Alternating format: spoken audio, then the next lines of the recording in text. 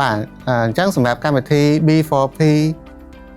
Citizen Site and App ជំហានបន្ទាប់របស់យើងពួកយើងនឹងធ្វើការប្រមូលធាតុចូលបន្ថែមតាក់ទងនឹងកំហុសឆ្គងនិងតម្រូវការជាក់ស្ដែងដែល user មានកន្លងមកហើយយើងនឹងធ្វើការកែតម្រូវបន្ទាប់មកយើងនឹងដាក់ឲ្យមានភាសាខ្មែរផងនិងភាសាអង់គ្លេសផងតែបច្ចុប្បន្នមានតែភាសាអង់គ្លេសទេហើយបន្ទាប់ពីការងាររួចរាល់ពួកយើងនឹង deploy ចូលទៅក្នុង App Store និង Play Store ហើយចំណុចចុងក្រោយពួកយើងនឹងធានាថា app ហ្នឹងនៅដំណើរការដោយប្រក្រតីដោយយើង maintain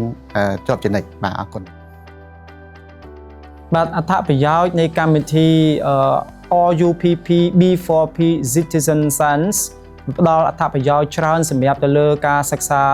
ស្រាវជ្រាវនៅសាកលភូមិភ្នំពេញផ្ដល់ជាការបង្រៀននិងការរៀនសម្រាប់និស្សិត